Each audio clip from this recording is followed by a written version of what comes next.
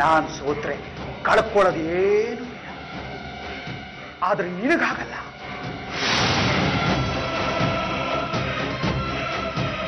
ಆರ್ಯನ್, ಇವತ್ತು ತುಂಬಾ ಇಂಪಾರ್ಟೆಂಟ್. ಹೌದೌದು, ತುಂಬಾ ಇಂಪಾರ್ಟೆಂಟ್. ಕೆಲಸ ಹುಡುಕ್ಬೇಕು. ಇವತ್ತೊಂದು ವಾಕಿಂಗ್ ಇಂಟರ್ವ್ಯೂ ಇದೆ. ಒಂದು ಫೋನ್ ಮಾಡಿ ಬರ್ತೀನಿ. ಆರ್ಯನ್, ಸಾವಿತ್ರಿ, ನನ್ ಮಾತ್ ನಂಬೆ. ಆ ವನಿತಾ ಇನ್ನೂ ಬದುಕಿದಾಳೆ.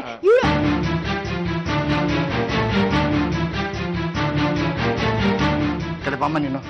ಅಲ್ಲಮ್ಮ, ಅವಳಿಗೆ ಹುಚ್ಚಿಡ್ದ್ಬಿಟ್ಟಿದೆ ಅಮ್ಮ.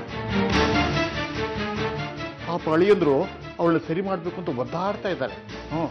ಸುಮ್ಮಿ ಅಕ್ಕಂಗ್ ಫೋನ್ ಕೊಡಿ. ನಾನು ಅವಳ ಮಾತು ಪೂರ್ತಿ ಕೇಳಿಸ್ಕೋಬೇಕು. ನಾವ್ ಯಾರು ಅವಳ ಮಾತೇ ಕೇಳಿಸ್ಕೊತಾ ಇಲ್ಲ. ಹೇಗ್ ಗೊತ್ತಾಗ್ಬೇಕು? ಇನ್ನೇನಮ್ಮ ಗೊತ್ತಾಗ್ಬೇಕು? ಸತ್ತಿರೋಳನ್ನ ನೋಡ್ದೆ ಅಂದ್ರೆ ಹುಚ್ಚಲ್ದೆ ಮತ್ತೇನಮ್ಮ?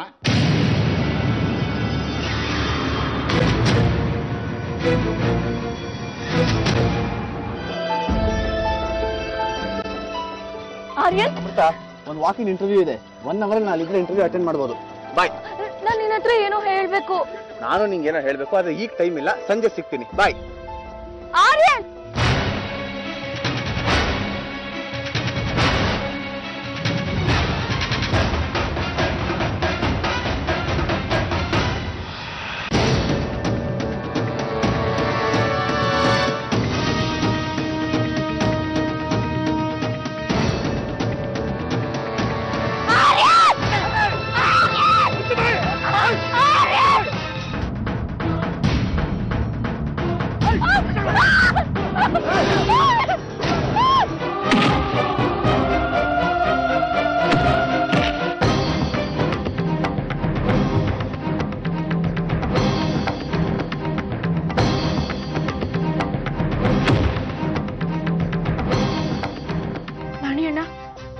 ಒಂದ್ ವಿಷಯ ಕೇಳ್ತೀನಿ, ನಿಜ ಹೇಳ್ತೀರಾ?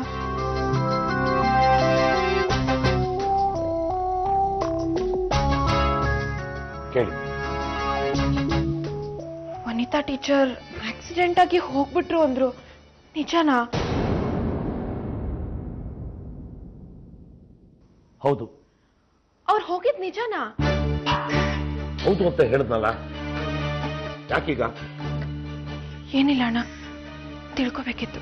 ಸೀತಾಪುರಕ್ಕೆ ಹೋದ್ಮೇಲೆ ವಾತಾವರಣ ಬದಲಾಗಬಹುದು, ಅಲ್ಲದೆ ತಂದೆ ಮನೆ ಸುಧಾರಿಸ್ತಾಳೆ ಅಂತ ಅಂದ್ಕೊಂಡ್ವಿ. ಆದ್ರೂ ಇನ್ನೂ ಏನಾದ್ರೂ ಹೆಚ್ಚು ಕಡಿಮೆ ಆದ್ರೆ ಆ ಊರಲ್ಲಿ ಒಳ್ಳೆ ಡಾಕ್ಟರ್ ಇಲ್ಲ ಅಮ್ಮ. ಹೌದು ಅತ್ತೆ, ಸಾವಿತ್ರಿ ಹೇಳ್ತಿರೋದು ಸರಿಯಾಗಿದೆ. ನಾನು ಹೇಗೋ ಆಫೀಸ್ಗೆ ಅರ್ಧ ದಿನ ರಜಾ ಹಾಕಿ ಬಂದಿದ್ದೀನಿ. ಈಗಲೇ ಸೀತಾಪುರಕ್ಕೆ ಹೊರಟ್ಬಿಡೋದು ವಾಸಿ. ಹಾಗೆ ಮಾಡಿ. ಏನಂದ್ರು ಡಾಕ್ಟ್ರು? ಏನಂತಾರೆ, ಹಳ್ಳಿ ಇಟ್ಕೊಂಡ್ರೆ ಏನು ಪ್ರಯೋಜನ ಇಲ್ಲ, ಯಾವ್ದಾದ್ರು ಜಿಲ್ಲಾ ಆಸ್ಪತ್ರೆ ಕರ್ಕೊಂಡು ಹೋಗಿ ಅಂದ್ರು. ಇಲ್ಲೆಲ್ಲ ಯಾಕಪ್ಪ, ಬೆಂಗಳೂರು ಕರ್ಕೊಂಡು ಹೋದೆ ದೊಡ್ಡ ದೊಡ್ಡ ಡಾಕ್ಟರ್ ಇರ್ತಾರೆ. ಅಂದ್ರೆ ನಿಮಗೆ ಸುಮಿತ್ರಂಗೆ ಹುಚ್ಚಿಡ್ದಿ ಅಂತ ಕಾತಿನ ಮಾವಯ್ಯ? ಹಾಗನ್ಬೇಡಿ ಮಾವಯ್ಯ, ನಾವು ಮನೆಯವರೇ ಹಾಗಂದ್ಬಿಟ್ರೆ ಇನ್ನು ಹೊರಗಿನವ್ರು ಏನಂತಾರೆ ಹೇಳಿ? ಯಾರು ಏನ್ ಬೇಕಾದ್ರು ಅನ್ಲಿಪ್ಪ, ಆದ್ರೆ ಸುಮಿತ್ರ ಗುಣ ಆಗೋದು ಮುಖ್ಯ ಅಲ್ವಾ? ಆದಷ್ಟು ಬೇಗ ಅವಳನ್ನ ಬೆಂಗಳೂರು ಕರ್ಕೊಂಡು ಹೋಗ್ಬಿಡಿಪ್ಪ. ನೀವು ದೊಡ್ಡವ್ರು ಹೇಳಿದ್ಮೇಲೆ ಆ ಮಾತು ತೆಗೆದು ಹಾಕಕ್ಕಾಗತ್ತ ಮಾವಯ್ಯ? ಖಂಡಿತ ಬೆಂಗಳೂರು ಕರ್ಕೊಂಡು ಹೋಗಿ ಬರ್ತೀನಿ. ಎಲ್ಲಿಗೆ ಹೊರಟು ಸವಾರಿ? ಸೀತಾಪುರಕ್ಕೆ.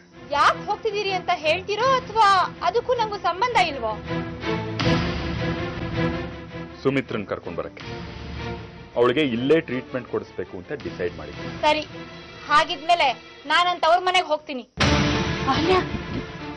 ಯಾಕಮ್ಮ? ಮತ್ತೆ ಸೆರಗಲ್ ಬೆಂಕಿ ಕಟ್ಕೊಂಡಿರಕ್ಕಾಗತ್ತಾ? ನಾನ್ ಮಲ್ಕೊಂಡಿದ್ದಾಗ ಬಂದು ನನ್ ಕತ್ತಿಸಿಬಿಟ್ರೆ? ಅಹಲ್ಯ, ನಿನಗೆ ಈ ಮನೆಯಲ್ಲಿ ದುಡ್ಡು ಕಾಸಿನ ಯಜಮಾನಿಕೆ ಅಷ್ಟೇ ಕೊಟ್ಟಿರೋದು.